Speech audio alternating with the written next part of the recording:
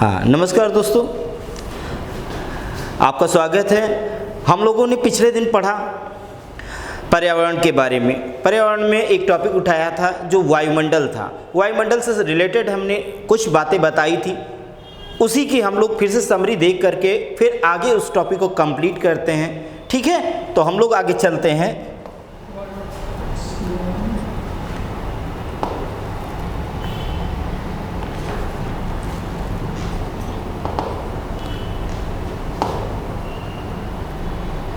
ऊपर नहीं हो रहा है यार।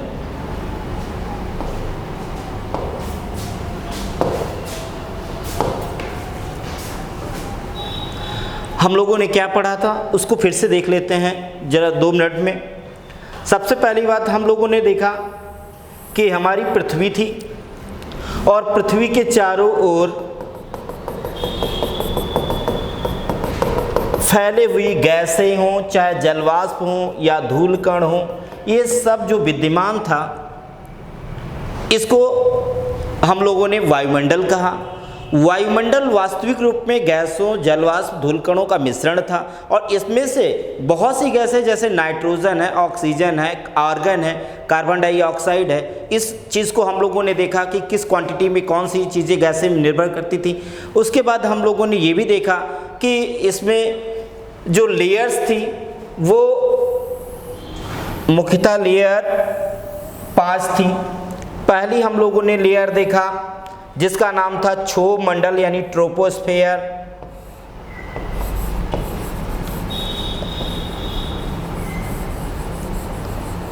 क्षोभ मंडल। अब हम लोगों ने क्षोभ मंडल में क्या पढ़ा था?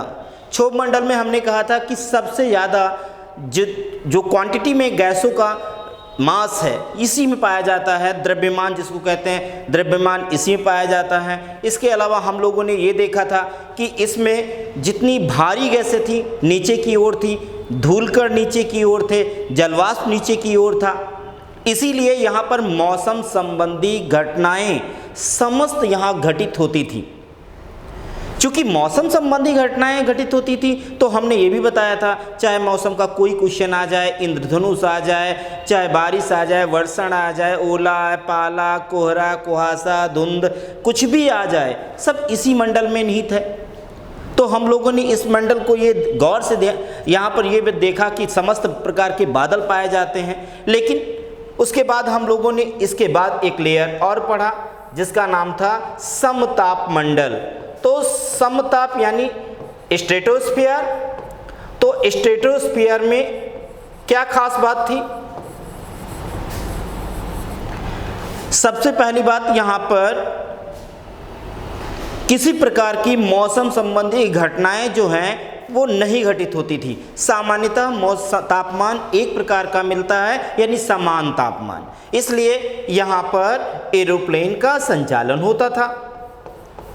यानी एरोप्लेन के लिए आदर्श दशाएं या आदर्श रास्ते विकसित होते हैं। फिर हमने यहाँ पर एक और वर्ड पढ़ा होगा कि हमने कहा होगा, बताया होगा कि यहाँ एक बादल पाया जाता है जिसे pearl of clouds, mother of clouds या नक्टिलेटस भी कभी कभी कह देते हैं। वास्तविक रूप में क्या है, ये बादल एज पछाव में कहलाता है। ये बारिश नहीं करता है और बारिश ना करके सीधे सूर्य से आने वाली किरणों को परिवर्तित करने का काम करता है। इसलिए ये बादल चूँकि ड्राई के रूप में या हम कह सकते हैं कि क्रिस्टल के समान है। तो हम लोगों ने यहाँ तक देखा। अब हम लोग आगे इसके आगे बढ़ते हैं। हाँ, एक चीज़ ज़रूर जान लीजिए बेटा, कभी कभी एरोसॉल आ जाता है। एरोसॉल क्या होता है? जैसे कि अगर आपका एटमॉस्फेयर में एरोसॉल आ जाए तो आप लोग ये ध्यान रखना, जो धूलकण होते हैं, राख होती है या जो धुआं होता है या अति सूक्ष्म कण जो डस्ट के साथ सम्मिलित रहते हैं, इनको समस्त रूप में एरोसॉल कहा जाता है। और एक बात और भी ध्यान रखना, एरोसॉल का 90% भाग जो मास के अकॉर्डिंग है वो ट्रोपोस्फेयर में पाया जाता है और गैसों का भी मास। अगर हम गैसों के संपूर्ण समस्त गैसों का मास द्रव्यमान की बात करें तो हमारा 5 किलोमीटर में ही सब मेन रूप में मिलता है। तो 5 किलोमीटर कहाँ होगा? क्षोभ मंडल में। इसलिए टोटल हमारा जो गैसों का सांद्रण है या हम कह सकते हैं द्रव्यमान है वो सब क्षोभ मंडल में है। क्लियर? अब हम लोग इसके आगे बढ़ते हैं।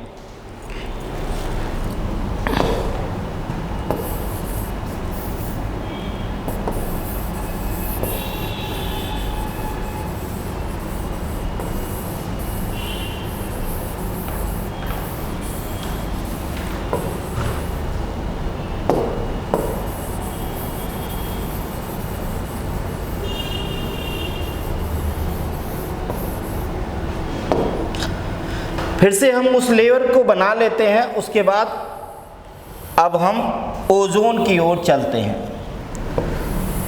हम लोगों ने क्षोभ मंडल को देखा और समताप मंडल को देखा, लेकिन हम लोगों ने जो एक महत्वपूर्ण लेयर है ओजोन, जो ये ओजोन लेयर है, इसके बारे में चूंकि आज हम इस डिस्कशन करने जा रहे हैं और ये महत्वपूर्ण लेयर्स है वायुमंडल के लिए, इसलिए ध्यानपूर्वक इसको आप पढ़िए। सबसे पहली ओजोन लेयर जो होती है ये पृथ्वी की सतह से लगभग 50 किलोमीटर की ऊंचाई तक पाई जाती है। 50 किलोमीटर की ऊंचाई तक पाई जाती है, पहला। नंबर 2, ओजोन ये ऑक्सीजन के 3 एटॉमिक से मिलकर बनी होती, इसीलिए इसको इंग्लिश में कहा जाता है 3 एटॉमिक। ठीक है, तो 3 एटॉमिक यानी 3 एटम से मिलकर बनी हुई, तो इसीलिए O3 इसको कहा जाता है। और ये O3 जो है ये कैसी है? रंगहीन गैस।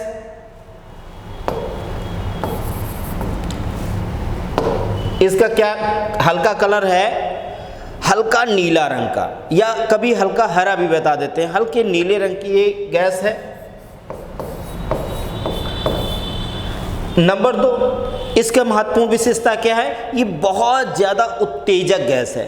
उत्तेजक मतलब इरिटेटिंग, यानी इट मीन्स बहुत ज़्यादा गंधहीन। तो गंधयुक्त यानी गैस है। आपको पता है इसे पॉइजन गैस भी कहा जाता है, लेकिन हमारी पृथ्वी के लिए इंपॉर्टेंट है। अगर पॉइजन है तो इंपॉर्टेंट कैसे है? अगर ये लेयर्स आप देखिए इधर, अगर पृथ्वी ये है और हम लोग कहाँ रहते हैं? सतह पर। अगर ये पृथ्वी की सतह के पास में होती तो हम लोग इसकी दुर्गंध यानी गंध के और इसके कारण हम लोग वैसे ही मर जाते। लेकिन चूंकि ये पृथ्वी की सतह से थोड़ा ऊंचाई पर पाई जाती है तो डायरेक्ट हमारा संबंध इस गैस से तो है नहीं, इसलिए जब गैस से नहीं है तो पॉइजन गैस होने के बावजूद भी हमारे लिए ये लाइफ लाइन गैस कहलाती है। तो लाइफ लाइन क्यों गैस कहलाती है? तो इसके बारे में थोड़ा सा इधर ध्यान दीजिएगा। ये O3 है, नीले रंग की हल्की दिखाई पड़ती है, या हम कह सकते हैं गंधयुक्त गैस है। तो ये ओजोन जो गैस है वास्तविक रूप में ये वेरिएबल गैस के रूप में जानी जाती है। वेरिएबल गैस आप जानते हैं, कल हम लोगों ने जब पढ़ाया स्टार्ट किया तो हमने बताया था कार्बन डाइऑक्साइड परिवर्तनशील गैस है। कुछ जो होती हैं वो जो है अपरिवर्तित होती हैं, कुछ परिवर्तित होती हैं। तो परिवर्तित गैसों को आपको जानना जरूरी है। सबसे महत्वपूर्ण गैसें जो परिवर्तित हैं वो जानिए आप लोग। सबसे पहले carbon dioxide, number 2 methane, number 3 ozone. इसके अलावा हीलियम, हाइड्रोजन ये भी हैं, लेकिन आपको इन 3 गैसों के अलावा जलवाष्प धूलकण भी याद रखना पड़ेगा। जलवाष्प का मतलब सारे फैक्टर्स के रूप में जल, ठीक है। तो ये सब वेरिएबल हैं यानी परिवर्तनशील हैं। तो परिवर्तनशील ओजोन भी है, इट मीन्स इसका क्षरण भी हो सकता है, बढ़ भी सकती है। तो लेकिन चूंकि जब ओजोन परत के बारे में हम लोगों को जानकारी हुई, यानी अंतर्राष्ट्रीय समुदाय को जानकारी हुई, तो ओजोन पर व्यापक रूप में शोध होने लगा। तो यह देखा गया कि प्रशांत महासागर एक है, प्रशांत महासागर है, और प्रशांत जहां पर समाप्त होता है वहां पर अंटार्कटिका, यानी हिंदी में अंटार्कटिका कहा जाता है और इंग्लिश में अंटार्कटिका, ये महासागर है, वो ये महाद्वीप है, ठीक है। अंटार्कटिका महाद्वीप और प्रशांत महासागर के बीच वाला जो मिलन वाला स्थान है, उस क्षेत्र पे कई किलोमीटर वाला एक ओजोन होल यानी ओजोन छिद्र प्राप्त हुआ। तो इस पर डिस्कशन होने लगा, व्यापक रूप में इस पे शोध होने लगे। तो इस चूँकि लगातार इस पे डिस्कशन रिसर्च हुआ और इसकी चूँकि पहली बैठक 16 सितंबर को हुई थी, उसके बाद 16 सितंबर को ही इसको ओजोन डे के रूप में जाना जाने लगा। तो ध्यान दीजिएगा 16 सितंबर को ओजोन दिवस मनाया जाता है। ओके, अब देखिए ध्यान दीजिएगा ओजोन परत में विशेषता और क्या है भाई, फीचर्स जो हैं यहाँ से क्वेश्चन जो आएगा तो क्या जानेंगे। तो इसके लिए ध्यान दीजिएगा ओजोन जो परत होती है, ओजोन परत ये O3 से मिलकर बनी होती है। अब ये जैसे ही सनलाइट आएगी, इसमें आने वाली चूंकि ये फोटॉन्स के रूप में आते हैं, सारी रेज आ रही फोटॉन्स के रूप में, इसमें यूवी भी होती है यानी अल्ट्रावायलेट रेज भी होती हैं, जिसको पराबैंगनी किरणें कहते हैं। और पराबैंगनी किरणों में भी ए, बी और सी महत्वपूर्ण होती हैं। तो ये पराबैंगनी जो किरणें हैं ए, बी, सी, इनमें सर्वाधिक महत्वपूर्ण कौन है? सी। चूंकि वास्तविक रूप में हम लोगों ने देखा कि जो गैस, चूंकि सूर्य की किरणें आ रही हैं ये फोटॉन्स के रूप में आती हैं और फोटॉन्स के रूप में जैसे ही ये ओजोन लेयर पे पड़ती हैं ये फैलती हैं और यहाँ पर चूंकि इनके साथ आने वाली अल्ट्रावायलेट रेज भी इनमें पड़ती हैं, तो इसमें यूवीसी जो है सबसे खतरनाक होती है। ध्यान रखना, यूवीसी को अंडरलाइन कर लीजिए आप लोग, यूवीसी को अंडरलाइन कर लीजिए, सबसे ज़्यादा हानि पहुँचाती है। ठीक है, तो ये अब क्या करती है, ये ओजोन को हानि पहुंचाती है, लेकिन ओजोन टूटती रहती है, जुड़ती रहती है। लेकिन कुछ ऐसी गैसें होती हैं जो इनके लिए महत्वपूर्ण मृत्यु का काम करती हैं। वो मृत्यु का कैसे काम करती हैं, जैसे एग्जाम्पल थोड़ी देर के लिए हम बात करें, दो लोग, बड़े लोग आपस में लड़ रहे हों तो क्या करेंगे, वो उनको मारेंगे, वो उनको मार सकते हैं क्योंकि दो बड़े हैं। लेकिन एक बालक है जो 2-4 साल का हो और बड़ा व्यक्ति उससे कोई व्यक्ति आके उसको 2-4 थप्पड़ मार दे, क्या करेगा, रोएगा, चिल्लाएगा, तो कुछ नहीं कर सकता। बस यहाँ पर ओजोन के साथ यही है, ओजोन टूटता रहता है। ओजोन O3 ये टूटेगा और इसके टूटने से ऑक्सीजन जो है यानी O2 और इसका नवजात शिशु यानी चाइल्ड यानी इसका बच्चा जो O होगा, ये जो बच्चा है ये पहले टूटेंगे फिर जुड़ जाएंगे, O3 का निर्माण करेंगे। ये सर्किल चलती रहती है। लेकिन ये बच्चा है ना, अब बच्चे को क्या किया, कोई आके आदमी पकड़ लिया, मारने लगा तो क्या किएगा, या उठा ले गया तो O2 से मिल सकता है, नहीं मिल सकता ना। तो ये कुछ गैसें होती हैं जैसे CFC chlorofluorocarbon, CFC chlorofluorocarbon, nitrous monoxide जैसी गैसें, हाइड्रोक्लोरोफ्लोरोकार्बन जैसे, हैलांस जैसे। लेकिन ये दोनों याद करने की ज़रूरत है आपको, जिसमें CFC मेन है।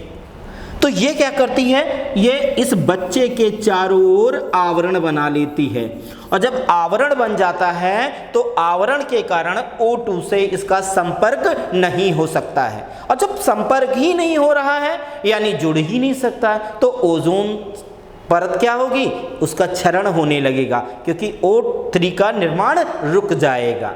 और जहाँ पर चूंकि ओजोन परत का निर्माण रुक जाएगा वहीं पर धीरे धीरे लेयर पतली होती चली जाएगी। यही पतली लेयर जो है जब बहुत ही पतली हो जाएगी तो धीरे धीरे उसका बिखराव होगा, वहाँ पर ओजोन होल के कहलाएगा। तो ओजोन होल कोई जो महत्वपूर्ण रूप में है, लेकिन ये हमारी पृथ्वी के लिए आवश्यक क्यों है?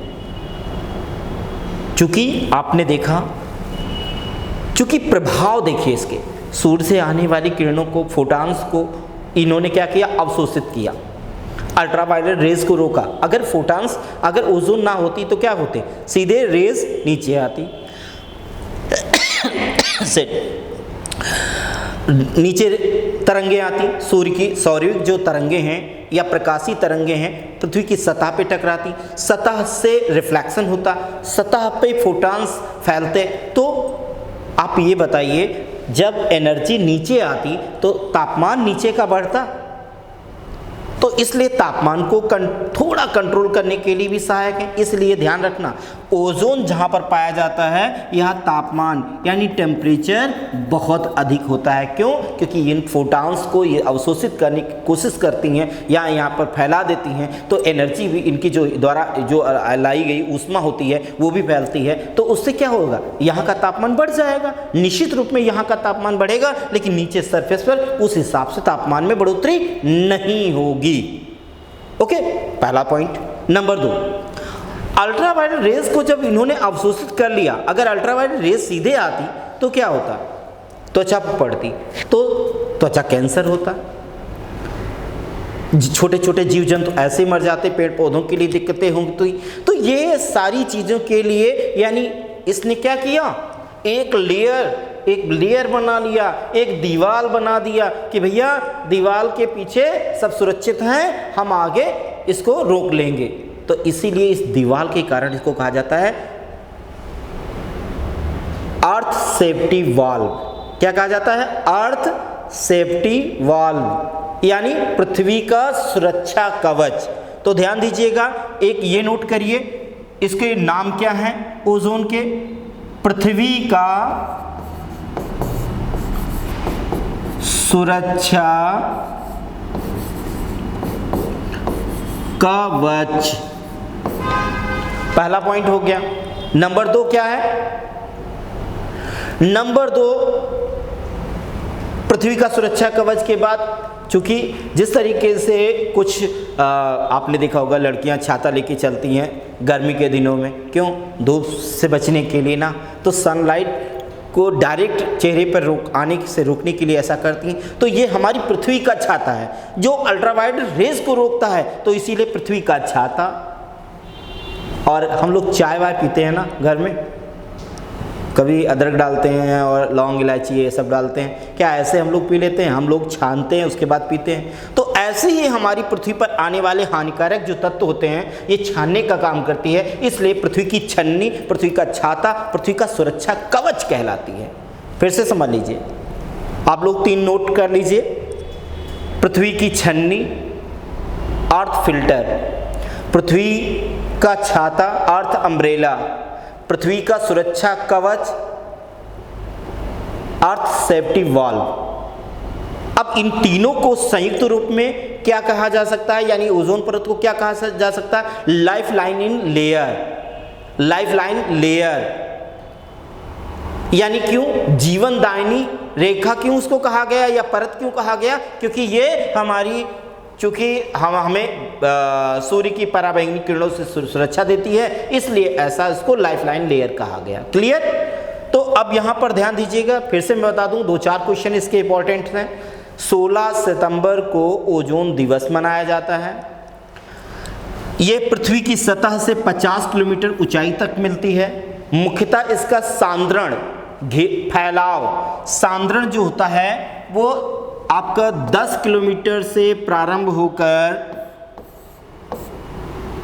50 किलोमीटर के मध्य होता है, लेकिन इसमें मुख्यतः 12 से लेकर 35 तक मुख्यतः इसका घनत्व होता है। ये अकॉर्डिंग टू सविंदर सिंह इसके बारे में कहते हैं कि 12 से 35 किलोमीटर के मध्य इसका मुख्य रूप से इसका सांद्रण, यानी यहाँ पर अधिकतम ये गैस जो ओजोन परत की मोटाई होती है यहाँ पर होती है। और एक चीज़ और भी आपको ये बता दें कि जब भी कभी ऐसे क्वेश्चन आ जाएं, बाई चांस टेम्परेचर थोड़ा वहाँ पर रिलेशन बन रहा हो, जैसे एग्जांपल कह दिया जाए कन्याकुमारी में ओजोन परत की मोटाई बढ़ जाती है, जबकि जम्मू कश्मीर में ओजोन परत की मोटाई कम होती है, ऐसा क्यों?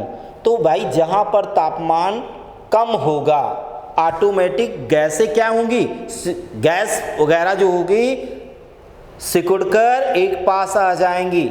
क्यों? ठंडे होने के कारण, इसलिए पतली हो जाएंगी। जहाँ पर टेम्परेचर सीधे सूर्य की किरणें आएंगी वहाँ पर फैलाव हो जाएगा, तो दिखाई तो मोटी देंगी, निश्चित रूप में है। तो ओजोन का एक तो ये भाग हो गया, तो क्लियर हुआ। और दूसरी बात, समताप मंडल के ऊपरी सतह की ओर ओजोन परत पाई जाती है। अब हम लोग ओजोन के आगे बढ़ते हैं।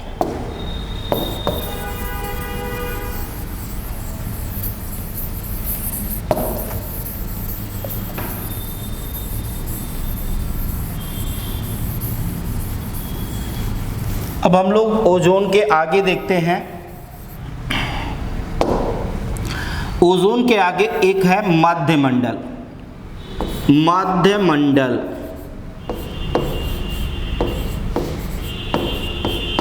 इसको इंग्लिश में मेसोस्फेयर कहा जाता है। मेसोस्फेयर, मध्य मंडल, अर्थात पृथ्वी में जो लेयर्स पाए जाते हैं 5, नीचे क्षोभ, फिर समताप। समताप में ही ओजोन माना जाता है। इसका 90% से अधिक हिस्सा ओजोन का समताप में ही है और इसलिए इसको समताप मंडल में ही सम्मिलित किया जाता है। कहीं कहीं पर हम लोग ओजोन को अलग लेयर बोलते हैं, लेकिन वास्तविक रूप में समताप का ही भाग है। थर्ड नंबर पर मेसो यानी मध्य मंडल है और फोर्थ पर आपको आयनो या आयन मंडल है। आयनोस्फीयर इसको कहते हैं, तो आयन मंडल है। तो हम यहाँ पर मध्य मंडल की विशेषताओं के बारे में 2 लाइन में जान लें कि 2 ही 3 क्वेश्चन आते हैं। सबसे पहले आप तो मध्य मंडल को तो देखा ही बीच में है। तो मध्य मंडल में सब नाइट्रोजन लेयर्स पाई जाती हैं। आजकल वर्तमान में जितनी भी गाड़ियाँ होती हैं उसमें ज़्यादातर अब क्या है, गर्मी में नाइट्रोजन गैस भरवाते हैं। अंकल चिप्स या नमकीन वगैरह हम लोग यूज़ करते हैं, जितने भी डब्बाबंद सामान होते हैं उसमें नाइट्रोजन गैस भरी जाती है। क्यों भरी जाती है भाई? ठंडा रखने के लिए, यानी उसका टेम्परेचर ना बढ़े, ख़राब ना हो। तो यहाँ पर नाइट्रोजन लेयर्स परतें पाई जाती हैं, तो निश्चित रूप में यहाँ नाइट्रोजन के कारण क्या होगा, ये मंडल ठंडा मंडल कहलाएगा। पृथ्वी का सबसे ठंडा मंडल कौन है? यही है। क्लियर है। दूसरी बात, यहाँ पर ज़्यादातर इस मंडल में ऊपर से आने वाले उल्का, मेटेराइट, ये यहाँ तक जल जाते हैं, ठीक है। और नहीं जल पाए तो ज़्यादातर पृथ्वी के पर आके गिर जाते हैं उल्कास्म के रूप में, ठीक है। तो महत्वपूर्ण क्वेश्चन एक ही यहाँ पर बना आपका, कौन सा? ये पृथ्वी का सबसे ठंडा मंडल है। अब एक और चीज़ हम आपको बताना चाहेंगे कि मध्य मंडल में एक कभी कभी उल्का के जलने के कारण या यहाँ उल्का आने के कारण इनके द्वारा उत्पन्न धूलकण एक पास में आ जाते हैं, और धूलकण एक पास आ जाते हैं तो ये थोड़ा सा छोटे दूरी तक फॉग जैसे दिखाई पड़ते हैं, तो इनको धूलकणों का बादल भी कहते हैं। अगर ये क्वेश्चन आ जाए धूलकणों के बादल किस में दिखाई देते हैं, तो धूलकणों का बादल यही दिखाई पड़ता है, ठीक है। तो इस तरीके से 2 क्वेश्चन मध्य मंडल का इम्पोर्टेंट है आपके लिए। अब हम लोग आयन मंडल बढ़ जाते हैं, ठीक है। अब आयन मंडल में हम लोग क्या देखते हैं, आयन मंडल यानी यहाँ पर आयनीकरण क्रिया चलती है। आयनीकरण क्रिया यानी प्रकाशों का यहाँ पर फैलाव होता है। निश्चित रूप में जहाँ फैलाव होगा, आप लोग ये तो बहुत बचपन में पढ़े होंगे, ठीक है। इंद्रधनुष, उसमें बैंगनी जो कलर होता है उसका क्या होता है, फैलाव सबसे ज़्यादा होता है, यही सब पढ़े होंगे ना। तो यहाँ जब फैलाव होगा, जो हमारी प्रकाशीय किरणें आती हैं सप्तरंगी यानी यहाँ पर जब फैलेंगी तो उसका प्रकाश जब फैलाव करेगा तो कैसा दिखाई पड़ेगा, इट मीन्स नीला। तो आसमान हमारा कैसा यहाँ दिखाई पड़ेगा आयनीकरण क्रिया के बाद, आसमान नीला। तो जब भी क्वेश्चन आ जाए आसमान नीला कहाँ से दिखाई देता है, तो आप क्या कहेंगे, आयन मंडल। हाँ, इसमें एक महत्वपूर्ण जो जानकारी आपको देना है वो महत्वपूर्ण है। इसमें नीचे से ऊपर की ओर 4 लेयर हैं। एक नीचे डी है, फिर ई है, एफ है और जी है। ये 4 लेयर हैं। ये 3 जो लेयर हैं, ध्यान रखना, ये केवल दिन में दिखाई देती हैं, दिन में, और रात्र में गायब हो जाएंगी। परमानेंट जो होती है ये जी लेयर्स होती है, जो दिन और रात दोनों में दिखाई देती है। बट इनका कार्य क्या है, जो हम लोग क्यों पढ़ रहे हैं? हम लोग इसलिए पढ़ रहे हैं, जितने भी रेडियो दूर संचार हम लोग देखते हैं, सुनते हैं, ये सारी की सारी तरंगें पृथ्वी की सतह से ऊपर जाती हैं, लौट आती हैं, जाती हैं, लौट आती हैं। तो यहाँ पर आपका लो फ्रिक्वेंसी होती है, ठीक है, और इसमें इन तीनों में मीडियम और हाई भी होती है। ये मीडियम और हाई फ्रिक्वेंसी होती है। ये आपकी संचार तरंगों को परिवर्तित कर देती हैं लेयर्स, इसलिए इस मंडल को ही, पूरे मंडल को, आयन मंडल को संचार मंडल कहते हैं, कम्युनिकेशन स्फीयर। क्लियर? फिर से समझ लीजिए, मैंने कहा इसमें डी, ई, एफ, जी 4 लेयर्स हैं जो फ्रिक्वेंसी के को क्या करती हैं, चाहे लो हो, मीडियम हो, हाई हो, इनको रिटर्न करती हैं, ठीक है, यानी जो रेडियो तरंगे जाती हैं उनको परिवर्तित करती है, इसलिए इसको क्या कहा जाता है, संचार मंडल। ओके, अब यहाँ पर हम आपको बता दें, जैसा कि आप जानते हैं ये ऊपर का बाह्य मंडल है, जब भी कोई चीज बाह्य से अंदर प्रवेश करेगी, सबसे पहले यहीं पर इसके, चूंकि कलर्स का फैलाव हो रहा, तो यहाँ भी तापमान अचानक बढ़ जाएगा, ठीक है, इसलिए इसमें तापमान बहुत अधिक पाया जाता है। और यहाँ क्या था, ठंडा, उसके नीचे मध्य मंडल में क्या था, ठंडा, उसके ऊपर गर्म। तो इसको इसलिए इस भाग को यहाँ से डिवाइड कर दिया जाता है, नीचे का भाग। ध्यान दीजिए बेटा, आप लोग गौर करिए, क्षोभ मंडल, समताप मंडल, मध्य मंडल को सम मंडल कहा जाता है। यहाँ पर एक और इनका नाम 3 का जोड़ के बोला जाता है सम मंडल। कभी कभी ऐसा आता है कि ये क्वेश्चन आ जाएगा, सम मंडल का भाग कौन नहीं है, ठीक है, या 2 दे देंगे, विषम मंडल में इनमें से कौन सी परतें आती हैं। तो सम विषम ढूंढने में कठिनाई होती है। सम मतलब होमोस्फेयर और विषम मतलब हेटेरोस्फेयर। तो इधर देखिए बेटा, आप लोग मध्य मंडल से, क्षोभ मंडल और मध्य मंडल से ऊपर आयन और बाह्य मंडल, ये विषम मंडल है। अब जरा गौर करना बेटा, आप लोग यहाँ पर सम, यानी इंग्लिश में इसको होमो स्फेयर कहेंगे और इसको हेटेरोस्फेयर कहेंगे।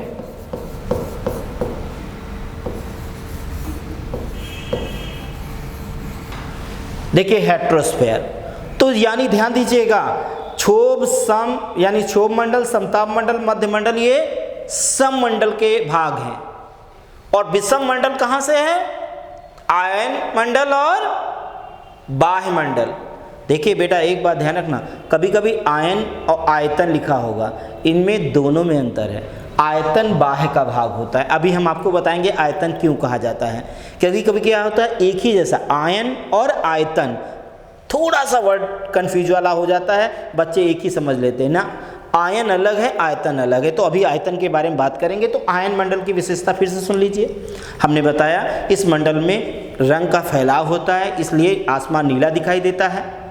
इस मंडल में डी, ई, एफ, जी लेयर्स होती हैं, जिसमें से डी जो है लो फ्रिक्वेंसी, और इसके अलावा अदर्स मीडियम और हाई फ्रिक्वेंसी के लिए लेयर्स जानी जाती हैं। और ये सभी रेडियो दूरसंचार तरंगों को परिवर्तित कर देती हैं, जिसके कारण इसको संचार मंडल कहते हैं।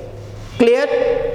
तो यहाँ विशेषता, और मैंने ये भी बताया कि जब यहाँ पर कलर्स का फैलाव होगा, निश्चित रूप में फोटॉन्स यहाँ पर के द्वारा लाई गई एनर्जी वो भी फैलेगी। तो इस तरीके से ये बहुत ज़्यादा गर्म भाग हो जाता है, इसलिए ताप मंडल हो जाता है। ठीक है, अब ताप इनको भी कहेंगे, इनको भी कहेंगे, लेकिन फिर भी दोनों अगर रखे हों तो एक्सोस्फेयर को हम मुख्य रूप से ताप मंडल कहेंगे। इसलिए दोनों को, विषम मंडल को ताप मंडल भी कहा जाता है। ताप मंडल ये ध्यान रखना, दोनों को कहा जाता है तापमंडल, लेकिन इन दोनों में फिर से मैं बता दूं, आयन मंडल और बाह्य मंडल में दोनों में तापमंडल अगर दिया हो और इनमें से कह दिया जाए मुख्यतः तापमंडल कौन है, मुख्यतः मतलब मेन रूप में, तो आउटर स्फीयर यानी बाह्य मंडल, क्योंकि सबसे ज़्यादा वही गर्म है, 5556 डिग्री सेल्सियस से ऊपर तापमान मिल जाता है वहाँ पर, लेकिन ये हम लोग आभास नहीं कर सकते हैं। ठीक है, तो इस तरीके से हम यहाँ पर देख लेते हैं। अब इसको आप लोग नोट कर लीजिए, इसको हम मिटा देते हैं।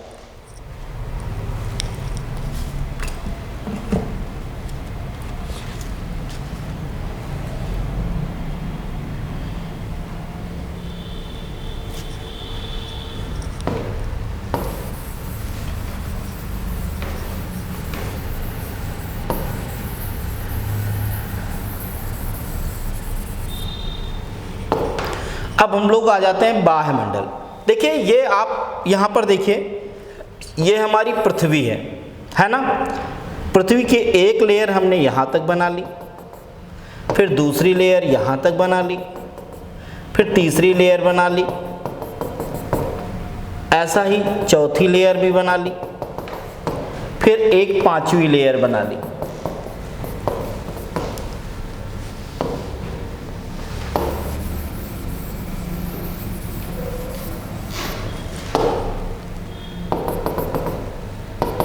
अब बेटा आप लोग ये बताइए, सर्किल किसका नज़दीक है, इसका है ना।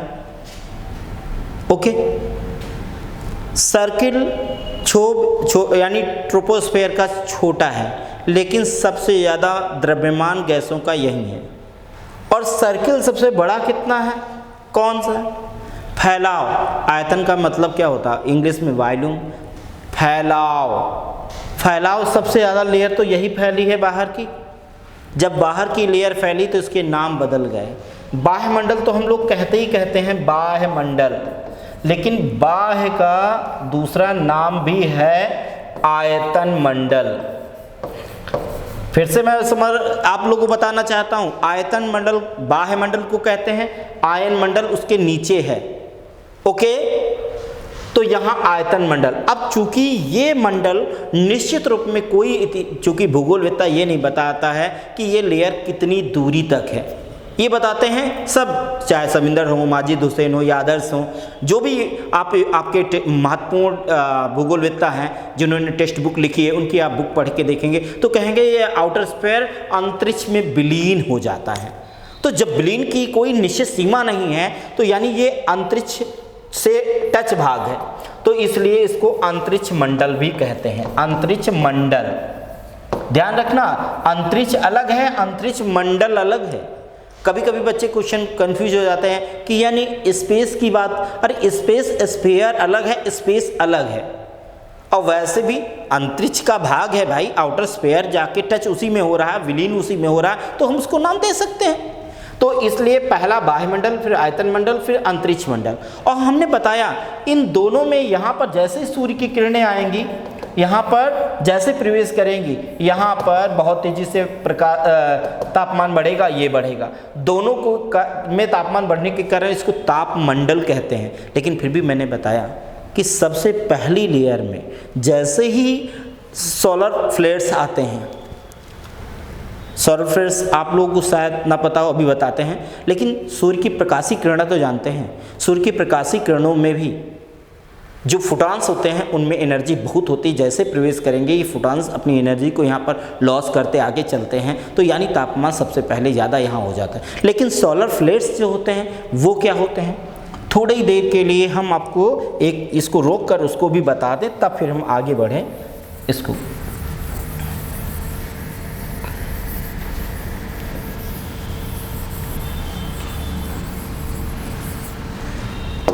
बेटा ये सूर्य हमारा है सन, और सन में जो होते हैं, चूंकि इसके भी 3 लेयर्स होती हैं।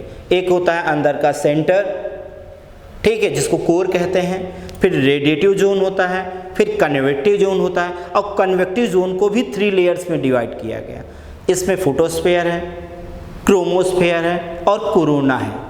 तो जो फोटोस्फीयर होता है यहाँ बाहर की ओर, इसी के पास में यहाँ पर कुछ स्पॉट्स विकसित हो जाते हैं, ये ब्लैक स्पॉट्स कहलाते हैं सन में। और जब ब्लैक स्पॉट में चूंकि यहाँ पर क्या होता है, वास्तविक रूप में न्यूक्लियर फ्यूजन, नाभ की संलयन क्रिया सही ढंग से नहीं हो पाती है, और जब नहीं हो पाएगी तो क्या होगा, ये धीरे धीरे डल हो जाते हैं, और डल कलर को black spot, sun spot, cold spot कह दिया जाता है, चूँकि अन्य की अपेक्षा इनका तापमान कम होता है। अब तापमान कैसे जानेंगे, अगर हम बात करें इन लेयर जो निकल रही हैं, इन लेयर का तापमान 6000 डिग्री सेल्सियस है, तो ये जो स्पॉट्स हैं इनका टेम्परेचर 1500 डिग्री सेल्सियस है। तो इस तरीके से क्या हो जाएगा बेटा कि ये उसकी अपेक्षा 1/4 टेम्परेचर वाले हैं। तो यहाँ पर ध्यान दीजिएगा, जब ये कभी ब्लास्ट होते हैं 11 वर्ष के बाद या कुछ, देखिए तो ब्लास्ट होंगे तो इनसे क्या निकलेगा, सौर ज्वाला। क्या निकलेगा, सौर ज्वाला।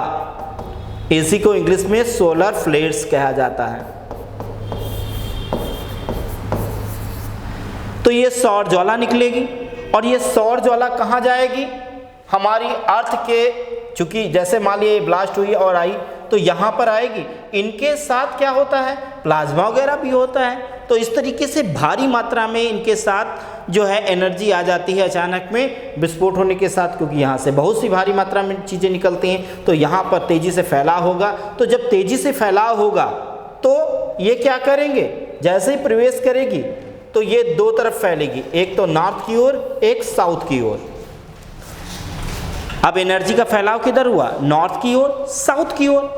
अब जरा गौर करिए, ये जब सौर ज्वाला आए तो सौर ज्वाला कुछ तो इफेक्ट डालेगा अंतरिक्ष में, जहां जहां जाएगा। एक तो मैग्नेट, चूंकि चुंबकीय शक्ति के तरह है, तो क्या करेगा, हर चीज़ खींचने की कोशिश करेगा। तो अगर पृथ्वी की ओर आएगा तो सबसे पहले ध्यान रखना कम्युनिकेशन सिस्टम को हमारा थोड़ा दिक्कत में ला देता है। नंबर 2, मैंने बात कहा कि जैसे सोलर फ्लेयर्स आएंगे, पृथ्वी प्रवेश करेंगे, सबसे पहले कहाँ, एक्सोस्फेयर, बाह्य मंडल में प्रवेश करेंगे, और बाह्य मंडल में तेजी से क्या होगा, ताप का, चूंकि ताप यहाँ पर अचानक में बढ़ जाएगा, यानी बहुत ज़्यादा ताप हो जाएगा इस तरीके से। अब लेकिन जब ये लेयर्स अंदर आएगी तो जब अंदर फैलाव होगा तो ऊपर और नीचे, यानी उत्तरी ध्रुव, दक्षिणी ध्रुव की ओर, यही प्रकाश जो है अरोरा लाइट्स, हल्के नीले हरे रंग का, ध्यान रखना बेटा, नीला हल्का और हरा रंग का ये प्रकाश दिखाई पड़ेगा, इसको बोला जाएगा अरोरा लाइट्स। क्या बोला जाएगा, अरोरा लाइट।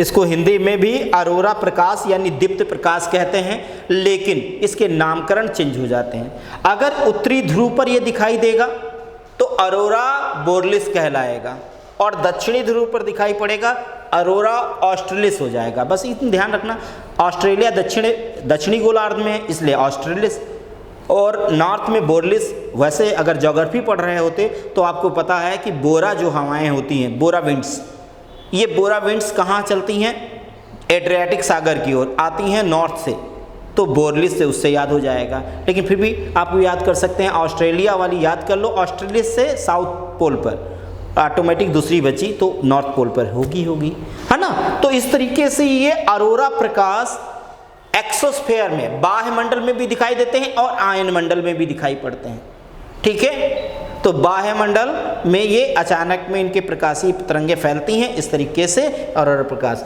तो यहाँ पर इस बाह्य मंडल में 3-4 चीज़ें नोट कर लीजिए। सबसे अधिक ताप, हॉटेस्ट स्फीयर यानी ताप मंडल इसीलिए कहा जाता है। नंबर 2, बाह्य आयतन, चूंकि इसका आयतन सबसे ज़्यादा इसलिए आयतन मंडल है, ठीक है, इसी को अंतरिक्ष मंडल कहा गया। और हल्की गैसें हाइड्रोजन और हीलियम कहाँ पाई जाएंगी, सब आउटर स्फीयर में। क्यों, क्योंकि इसी में सबसे हल्की गैसें होंगी, ओके। लेकिन एक बात ध्यान रखना, बाह्य मंडल हमारा काला दिखाई पड़ता है, ठीक है, चूंकि ये अंतरिक्ष से रिलेट है, उसी से टच है, तो अंतरिक्ष कैसा काला तो हमारा बाह्यमंडल भी काला हो जाता है, ओके। इस तरीके से अगर हम देखें तो ये हमारा एटमॉस्फेयर का ये मुख्य भाग हो गया, ठीक है। तो हम लोगों ने, अब देखिए हम लोगों ने सब कुछ पढ़ा, लेकिन फिर से मैं 2 मिनट में आपको पूरा रिकॉर्ड इसका बता देता हूँ कि क्या क्या क्वेश्चंस होते हैं। देखिए पढ़ते समय थोड़ा एक्सप्लेन जरूरी होता है, और ऐसे पॉइंट क्या हैं आपको आप नोट कर सकते हैं। हम बात करेंगे वायुमंडल का निर्माण किससे होता है? गैसों से, जलवाष्प से, धूलकणों से। अर्थात राख, धूलकण और जलवाष्प को संयुक्त रूप में एरोसॉल भी कहा जाता है। नाइट्रोजन सबसे महत्वपूर्ण, सबसे ज़्यादा मिलने वाली गैस है। ऑक्सीजन नंबर 2 है, नंबर 3 आर्गन है, नंबर 4 कार्बन डाइऑक्साइड है। इसके अलावा हमने क्षोभ मंडल में बात किया, जितनी मौसम संबंधी घटनाएं घटित होती हैं किस में होती हैं? क्षोभ मंडल में। तापमान ऊंचाई के साथ घटता जाता है। इसमें तापमान ह्रास दर जो होती है 165 मीटर पर -1 डिग्री सेल्सियस और 1 किलोमीटर पर 6.5 डिग्री सेल्सियस होती है। इसके बाद हमने समतापमंडल में क्या देखा कि वहाँ पर सबसे ऊंचाई पर पाया जाने वाला बादल पछाम मेघ था, जो वर्षा नहीं करता था, सफ़ेद रंग का दिखाई देता था। ठीक है, उसे हम मदर ऑफ पर्ल क्लाउड भी कहते हैं या पर्ल क्लाउड भी कहते हैं। इसके अलावा ओजोन क्षरण को देखा कि ओजोन दिवस 16 सितंबर को मनाया जाता है। ओजोन मुख्यतः O3 से मिलकर, चूँकि 3 एटॉमिक होते हैं तो O2 और O में टूट जाता है, और इनमें मुख्यतः CFC और कार्बन मोनोऑक्साइड जैसी गैसें या नाइट्रोजन मोनोऑक्साइड जैसी महत्वपूर्ण गैसें जो होती हैं, इनके चारों ओर आवरण बनाने का काम करती, जिससे ओजोन का क्षरण होता है। ठीक है, और ओजोन की ऊंचाई 50 किलोमीटर तक होती है। इसके बाद हमने बात किया मध्यमंडल, ये पृथ्वी का सबसे ठंडा मंडल है। ठीक है, इसके अलावा आयन मंडल जो है हमारा, आयन मंडल में हमारे प्रकाशीय तरंगे जो हैं फैल के यहाँ पर आसमान यहीं से नीला दिखाई देता है। इस मंडल को संचार मंडल भी कहते हैं, क्योंकि रेडियो दूरसंचार तरंगे यहीं से परिवर्तित हो जाती हैं। इसके अलावा हमने बाह्यमंडल पढ़ा। बाह्यमंडल में मैंने कहा कि यहाँ का तापमान सबसे ज़्यादा होता है, और ये अंतरिक्ष से रिलेट है, इसलिए ये काले रंग का है। यहाँ अरोरा प्रकाश दिखाई पड़ते हैं। ध्यान रखना, अरोरा प्रकाश बाह्यमंडल और आयनमंडल दोनों में दिखाई पड़ते हैं। ठीक है, लेकिन यहाँ से स्टार्ट हो जाते हैं। अरोरा प्रकाश कैसे होते हैं? हल्के हरे और नीले रंग के होते हैं, और ये सूर्य के विस्फोटन के बाद जब कभी सोलर फ्लेयर्स पृथ्वी के आसपास आते हैं तो और डार्क हो जाते हैं। ठीक है, ये सब हम लोगों ने अभी तक पढ़ा इस तरीके से। बस एक क्वेश्चन और लास्ट का आप जान लीजिए, हमारे एटमॉस्फेयर को क्रॉस करने के लिए मिनिमम स्पीड कितनी होनी चाहिए? 11.2 किलोमीटर पर सेकेंड। अगर इससे नीचे की गति है तो कोई भी चीज़ हमारे वायुमंडल से बाहर नहीं जा सकती है। अगर ये 11.2 किलोमीटर पर सेकेंड की गति कर दी जाए तो हमारे एटमॉस्फेयर को क्रॉस कर जाएगी। क्लियर? क्योंकि ये हमारे वायुमंडल को से निकलने की न्यूनतम गति है। ओके, धन्यवाद।